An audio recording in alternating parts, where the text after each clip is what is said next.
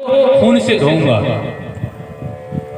तो उनने कहा कि मुझे तो बस भीम का सर देखना है। जैसे ही महाराज भीम के पुत्र का सिर निकाला, उसको जैसे ही उसने दबाया तो वो फूट गया।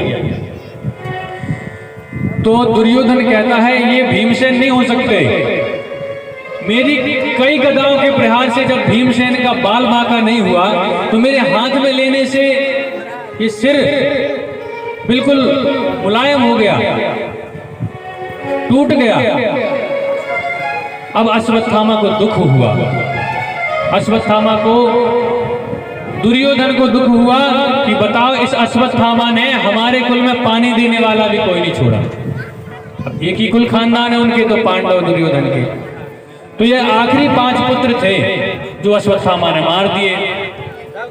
रहा ना नगर को, वो कहते ना कुल में कोई रोने वाला नहीं बचा। तो दुर्योधन की मृत्यु जब होनी थी, जब पहले दुर्योधन को प्रसन्नता हो और बाद में दुख प्राप्त हो। सुख और दुख दुर्योधन को दोनों प्राप्त हुए, तो दुर्योधन के प्राण निकल गए।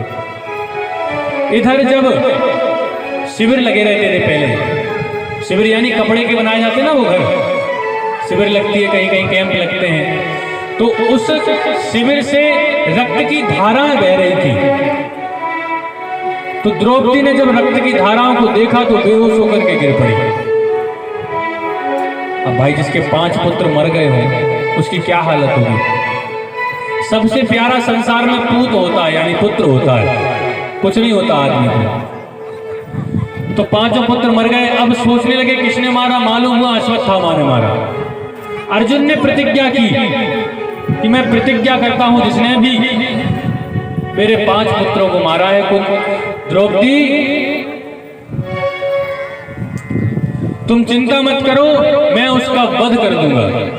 इस प्रकार की जब प्रतिज्ञा की तो भगवान कृष्ण देखने लगे अर्जुन की ओर कि कभी भी अति क्रोध में, जोश में होश नहीं खोना चाहिए। तो भगवान ने अभी तो कुछ नहीं कहा कि ठीक है प्रतिज्ञा ले ली। भगवान से कहा चलो केशव रथ निकालो। भगवान ने रथ निकाला, अश्वत्थामा को मारने के लिए पीछे पीछे चल दिए। अश्वत्थामा भी भागा जा रहा है, सारी पृथ्वी पर भ्रमण कर लिया, कहीं उसको जगह नहीं मिली छिपने के लिए। तो उसने महाराज ब्रह्मास्त्र छोड़ दिया। जब ब्रह्मास्त्र छोड़ा तो अर्जुन की ओर जब ब्रह्मास्त्र आया तो भगवान की शरण में गए अर्जुन कि प्रभु पता नहीं कहां से अग्निमय तेजोमय एक तीर चला आ रहा है मुझे मारने के लिए, मेरी रक्षा करो। इसके बाद महाराज भगवान ने कहा कि तुम्हें तो दोनों विद्याएं आती हैं। देखो जो ज्ञान अश्वत्थामा को उनके पिताजी ने नहीं दिया, अश्वत्थामा के पिताजी ने अर्जुन को शिक्षा दी है, लेकिन जो ज्ञान अश्वत्थामा को दिया वो अर्जुन को उससे ज्यादा दिया। तो अर्जुन ने दोनों को लौटा लिया, बांध करके अश्वत्थामा को द्रौपदी के समक्ष ले गए। जैसे द्रौपदी ने अपने गुरुपुत्र को बंधा हुआ देखा, द्रौपदी कहने लगी कि मुंजदा मुंजदा ऐशा ब्राह्मणो नितराम गुरु।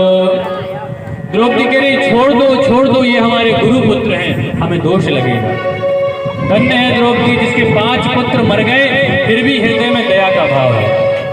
द्रौपदी कह रही हैं कि स्वामी याद करो, मेरे तो पुत्र मरे हैं, तो मेरे स्वामी जिंदा है, आप जिंदा हैं, लेकिन आपकी गुरु माता के तो पति पहले ही मर चुके हैं और पुत्र को भी मार देंगे तो हमें उनका श्राप लगेगा। ऐसा कहकर के महाराज उन्होंने नहीं मारा अर्जुन ने, लेकिन भीम कहने लगे कोई छोड़ दे, हम नहीं छोड़ने वाले। अब भगवान कृष्ण से कहने लगे सब लोग कि आप बताओ क्या किया जाए। कि ब्रह्म बंधुर्न हन्तव्य आतता इवरारहणा मयैवो वयमानादं परिपालयनुशासना। कहते हैं महाराज ब्राह्मण का शरीर से वध नहीं करना चाहिए और आताताई को छोड़ना नहीं चाहिए। जिसने बालकों को मारा है उसको छोड़ना नहीं चाहिए और ब्राह्मण को शरीर से मारना नहीं चाहिए। अब भगवान परीक्षा ले रहे हैं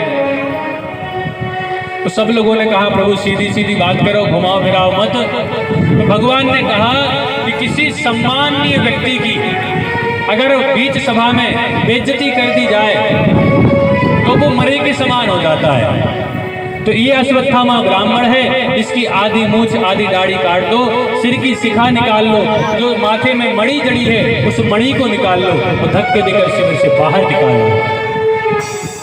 भाई किसी व्यक्ति को, सम्मानीय व्यक्ति हो कोई, उसको सभा में बुलाया जाए या ना भी बुलाया जाए, वो सभा में बैठा हो और उसकी आधी दाढ़ी मूछ बनवा के धक्के दे के निकाल दिया जाए तो कोई मार के फेंक देगा, उसको दुख नहीं होगा, लेकिन वो जीवन याद रखेगा कि इसने मुझे धक्के दे के निकाला था, और मरे से बुरी स्थिति हो जाती है।